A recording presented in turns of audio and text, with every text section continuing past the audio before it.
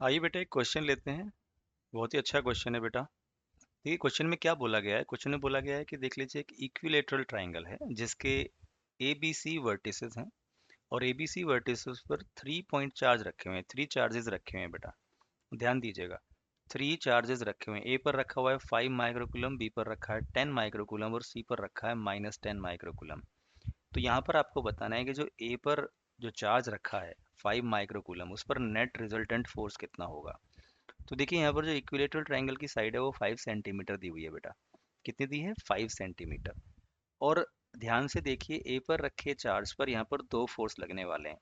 एक तो +10 माइक्रोकूलम लगाएगा जो कि रिपल्सिव होगा, क्योंकि 5 माइक्रोकूलम और 10 माइक्रोकूलम जो बी पर रखा है दोनों पॉजिटिव है, तो ये रिपल्सिव फोर्स लगाएगा बेटा ए पर। ध्यान दीजिएगा। उसी तरह जो सी पर रखा चार्ज है वो नेगेटिव है, नेगेटिव काइंड का है, तो ऑब्वियसली वो ए पर रखे चार्ज पर 5 माइक्रोकूलम पर बेटा अट्रैक्टिव फोर्स लगाएगा। ध्यान दीजिएगा, यहाँ पर अट्रैक्टिव फोर्स लगाएगा। तो मान लीजिए हमने कहा कि भाई जो बी पर रखा चार्ज ए वर्टेक्स पर रखे चार्ज पर फोर्स लगा रहा है, उसको हमने बोल दिया बेटा F1। ओके। और सी पर जो चार्ज रखा है माइनस काइंड का, नेगेटिव काइंड का, वो ए पर रखे 5 माइक्रोकूलम पर अट्रैक्टिव फोर्स लगा रहा है, दैट इज F2। ओके। दोनों के बीच में एंगल कितना होगा? दोनों के बीच में एंगल होगा बेटा 120 डिग्री। ये आपको पता होना चाहिए क्योंकि इक्विलेटरल ट्रायंगल के जो एंगल्स होते हैं वो 60 डिग्री के होते हैं। तो अगर ए पर जो एंगल बनेगा ये अंदर ट्रायंगल ट्रायंगल के अंदर वो 60 डिग्री का है अगर, तो जो एक्सटीरियर एंगल है वो 120 का हो जाएगा। इसका मतलब F1 F2 are acting at an angle of 120 degree. Correct है बात? तो अगर ए पर रखे चार्ज पर बेटा दो फोर्स लग रहे हैं तो नेट फोर्स क्या होगा? उन दोनों का रिजल्टेंट होगा, जिसको हम Fr कह देंगे बेटा। यहाँ पर ध्यान दीजिएगा, उसको हमने बोल दिया है Fr। तो हमें यहाँ पर Fr का मैग्नीट्यूड और डायरेक्शन फाइंड करनी है। ओके। तो Fr कैसे निकलेगा? तो आपने फॉर्मूला पढ़ा होगा रिजल्टेंट का, √a² + b² + 2ab cos theta, याद है? तो उसी तरह यहाँ पर जो है आपको Fr इसी तरह ऑब्टेन करना होगा। उसके लिए आपको F1 F2 का मैग्नीट्यूड चाहिए होगा। तो सबसे पहले हम F1 फाइंड करते हैं। तो बेटा हम कूलम्स लॉ के अकॉर्डिंग यहाँ पर कोलंबियन फोर्स का फॉर्मूला लगाएंगे, k q1 q2 divided by r²। ये आप बहुत अच्छे से समझते हैं ये फॉर्मूला जो है। अब यहाँ पर Q1 Q2 क्या हो, सोचने वाली बात ये है। तो देखिए Q1 हम ले लेते हैं 10 माइक्रोकूलम को और Q2 हम ले लेते हैं 5 माइक्रोकूलम। अब देखिए दोनों माइक्रोकूलम में दिए हैं, इनको कूलम में बदलेंगे 10⁻⁻6 से मल्टीप्लाई करके। K की वैल्यू क्या होती है बेटा? K की वैल्यू होती है 9 × 10⁻9। करेक्ट। Q1 हम रख देते हैं कितना? 10 माइक्रोकूलम, तो हम लिख देंगे 10 × 10⁻⁻6 कूलम। ओके बेटा। और इसको हम कर देते हैं 5 × 10⁻⁻6। ध्यान दीजिएगा क्योंकि हमने इसको कूलम में कन्वर्ट कर लिया है। डिवाइडेड बाय डिस्टेंस कितना है उन दोनों के बीच में बेटा? इक्विलेटरल ट्रायंगल की जो साइड है वो 5 सेंटीमीटर की है, तो हम इसको लिखेंगे 5 × 10⁻⁻2 मीटर। तो आर हो जाएगा 5 × 10⁻⁻2 मीटर। तो इसको आप दो बार लिख दीजिए क्योंकि यहाँ पर स्क्वायर है आर का। 5 × 10⁻⁻2। अब देखिए आप यहाँ पर बेटा 5 से 5 कैंसिल हो जाना है। देखिए 5 से आप यहाँ पर 5 को कैंसिल कर देंगे, इस 5 से आप इस 10 को कैंसिल कर देंगे, यहाँ पर 2 लिख देंगे। Okay students. तो नेक्स्ट लाइन में क्या आएगा बताइए बच्चों? नेक्स्ट लाइन में क्या आने वाला है? ओके। नेक्स्ट में हम क्या लिखेंगे? यहाँ पर देखिए 9 की 2 से मल्टीप्लाई कर देंगे, कितना हो जाएगा? 18। Correct students. अब यहाँ पर जो 10 है देखिए वो 9 होगी। इस वाले 9 की सबसे पहले 9 10⁻9 में हमने लिखा ना 10⁻9। ब्रैकेट के अंदर 10⁻⁻6 है, यहाँ भी 10⁻⁻6 से मल्टीप्लाई हो रखा है, तो हम लिख देंगे इंटू 10⁻⁻12, क्योंकि दोनों की पावर ऐड कर दी हमने, नेगेटिव नेगेटिव में है तो -12 लिख दिया। अब डिनोमिनेटर में लिखा है 10⁻⁻2 इंटू 10⁻⁻2, मतलब कितना हो गया? 10⁻⁴। और जब वो न्यूमरेटर में जाएगा बेटा तो वैल्यू क्या हो जाएगी? पावर क्या हो जाएगी? पॉजिटिव हो जाएगी, तो हो जाएगा 10⁻⁴। ध्यान दीजिएगा। तो यहाँ पर हम लिखेंगे 18 इंटू, अब जो ये 10 की पावर्स हैं ये सभी पावर्स को आप ऐड कर दोगे, उनमें से एक पावर नेगेटिव भी है, तो 9 + 4 बेटा कितना हो गया? 13। और -12 तो कितना बचा? 1। तो आप इसे ऐसे भी लिख सकते हैं 9 + 4 मतलब 13 -12, जो कि कितना आ जाएगा बेटा? 1 आ जाएगा। इसका मतलब 10 आ जाएगा। 18 इंटू 10 कितना होगा बेटा? 180 न्यूटन। तो ध्यान दीजिएगा बेटा F1 कितना आया? F1 आया यहाँ पर 180 न्यूटन। ओके, मैं यहाँ भी लिख देता हूँ डायग्राम में 180 न्यूटन। सिमिलरली आप बेटा F2 फाइंड करेंगे। बेटा जी अगर F2 आप फाइंड करते हैं, ध्यान दीजिएगा, अगर आप F2 फाइंड करते हैं सेम फॉर्मूला लगाओगे बेटा, K Q1 Q2 divided by R²। अब ध्यान दीजिए, यहाँ पर Q1 Q2 जो आप लेंगे वो लेंगे -10 और 5 माइक्रोकूलम। तो ये तो हम मैग्नीट्यूड फाइंड कर रहे हैं, तो यहाँ पर हम चार्ज का नेगेटिव साइन नहीं रखेंगे।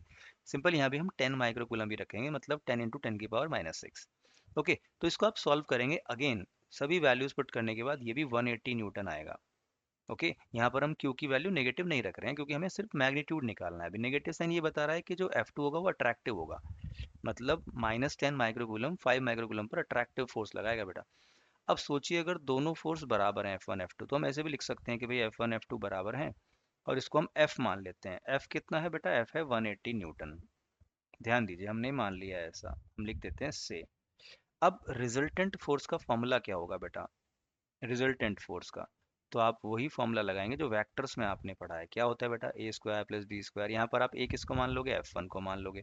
सो आप लिखोगे F1 स्क्वायर प्लस, बेटा जी क्या लिखेंगे? F2 square plus 2F1 F2 cos, कितना आ जाएगा बेटा? 120 डिग्री, क्योंकि F1 F2 के बीच में एंगल है 120 डिग्री, और cos 120 होता है मैंने -1/2। cos 120 की वैल्यू होती है -1/2, और यहाँ पर आप F1 F2 के प्लेस पर रख देंगे F।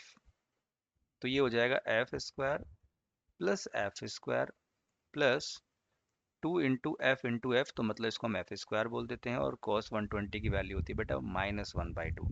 ओके, 2 से 2 कैंसिल हो गया, क्या बचेगा रूट के अंदर बेटा? ये बचेगा 2f²।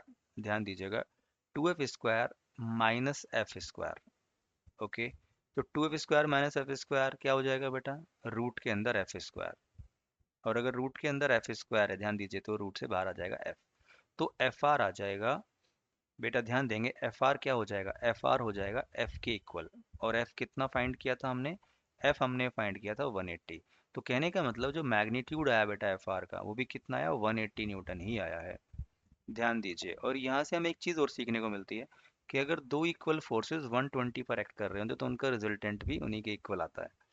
ओके स्टूडेंट्स, तो यहाँ पर हमने मैग्नीट्यूड फाइंड किया। अब हम बात करते हैं डायरेक्शन की, कि एफ आर की डायरेक्शन क्या हो।